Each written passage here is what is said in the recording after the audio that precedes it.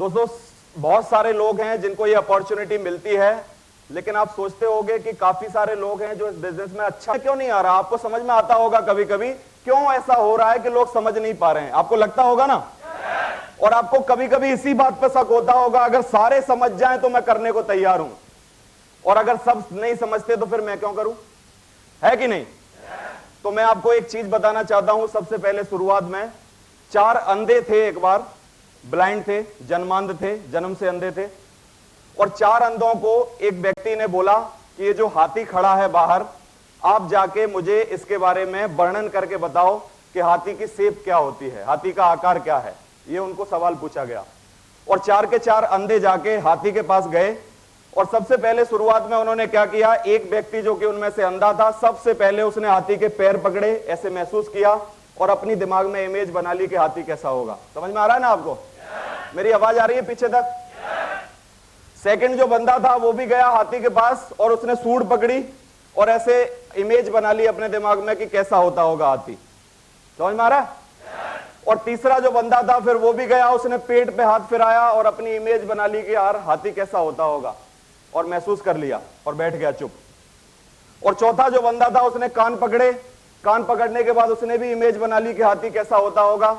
और जब बिठा के उनसे पूछा गया कि भैया बताइए हाथी कैसा है, तो सबसे पहला जिसने कि पकड़ा था पैर, उसने बोला कि हाथी कोई ऐसी चीज है जो बिल्कुल खंबे जैसी है। क्या है? खंबे जैसी है।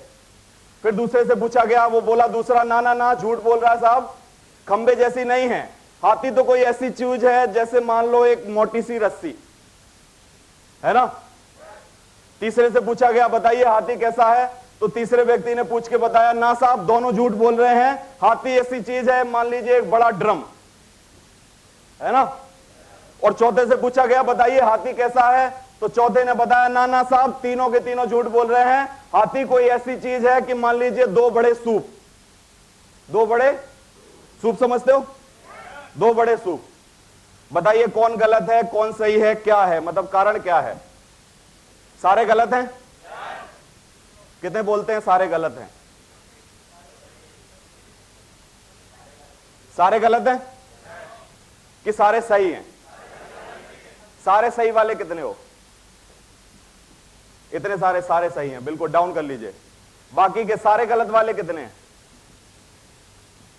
ना तो वो गलत हैं ना तो वो सही हैं। समझ में आ रहा है कि नहीं। नेटवर्क मार्केटिंग के बारे में, इस तरीके के बिजनेस के बारे में लोग करके नहीं, देख के या किसी को सुन के अपने दिमाग में एक इमेज बना लेते हैं कि ये किस तरीके का धंधा है, ये किस तरीके का बिजनेस है। समझ में आ रहा है कि नहीं। और लोग क्या इमेज बना लेते हैं कि मेरे चाचा के, ताऊ के, साले के, लड़के के भाई ने किया था और वो फेल हो गया था और इसमें कुछ फायदा नहीं हुआ था, मुझे करना नहीं है। समझ में आ रहा है कि नहीं।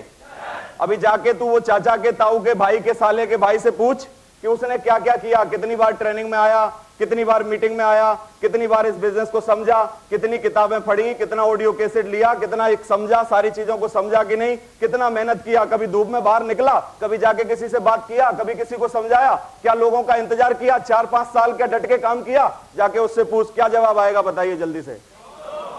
जवाब क्या आएगा? नो। बात समझ में आ रही है कि नहीं। तो सबसे पहले मैं आपको यह बताना चाहता हूं कि आप बिल्कुल सही समय पर एक सही धंधे में आ गए हैं, एक सही समय पर एक सही धंधे में आ गए हैं। ये धंधे में अगर आप लगे रहे तो आने वाले 5 सालों में आप में से हर आदमी अपने खानदान का इतिहास लिख सकता है।